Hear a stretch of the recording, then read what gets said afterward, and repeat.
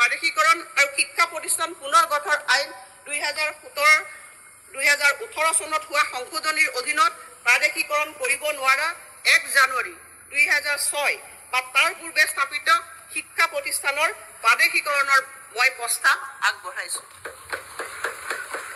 ইয়াৰ বাবে আপত্তিবিহীন প্ৰমাণপত্ৰ, অনুমতি, স্বীকৃতি, অন্তৰ্ভুক্তি, মঞ্জুৰি আৰু শিক্ষা অনুষ্ঠানখনৰ নামত 1 জানুৱাৰী 2006 বা তাৰ পূৰ্বে মাটি থকা বুলি উপযুক্ত কৰ্তৃপক্ষই দিয়া প্ৰমাণপত্ৰ গ্ৰহণ কৰাৰ বাবে মই প্ৰস্তাৱ দিলো।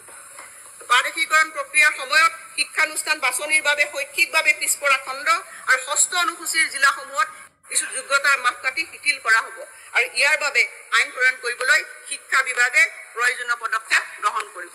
মই লগতে ঘোষণা কৰোঁ যে যিসকল টিউটৰে সংশোধিত অসম শিক্ষকৰ সেৱাৰ প্ৰাদেশিকৰণ আৰু শিক্ষা অনুষ্ঠানৰ পুনৰ গঠন আইন 2017 অনুসৰি শৈক্ষিক আৰু পেছাগত অৰ্হতা 5 বছৰৰ ভিতৰত সম্পূৰ্ণ কৰিব, তেওঁলোকক শিক্ষকৰ পদলৈ উন্নীতকৰণ অব্যাহত থাকিব।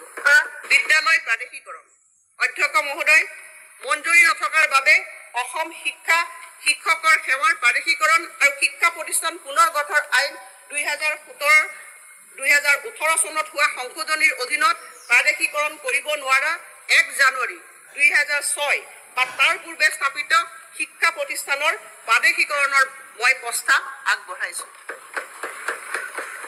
ইয়াৰ বাবে আপত্তিবিহীন প্ৰমাণপত্ৰ, অনুমতি, স্বীকৃতি, অন্তৰ্ভুক্তি, মঞ্জুৰি আৰু শিক্ষা অনুষ্ঠানখনৰ নামত 1 জানুৱাৰী 2006 বা তাৰ পূৰ্বে মাটি থকা বুলি উপযুক্ত কৰ্তৃপক্ষই দিয়া প্ৰমাণপত্ৰ গ্ৰহণ কৰাৰ বাবে মই প্ৰস্তাৱ দিলো।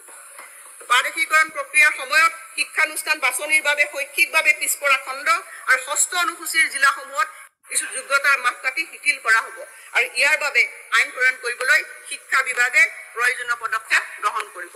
মই লগতে ঘোষণা কৰোঁ যে যিসকল টিউটৰে সংশোধিত অসম শিক্ষকৰ সেৱাৰ প্ৰাদেশিকৰণ আৰু শিক্ষা অনুষ্ঠানৰ পুনৰ গঠন আইন 2017 অনুসৰি শৈক্ষিক আৰু পেছাগত অৰ্হতা 5 বছৰৰ ভিতৰত সম্পূৰ্ণ কৰিব, তেওঁলোকক শিক্ষকৰ পদলৈ উন্নীতকৰণ অব্যাহত থাকিব।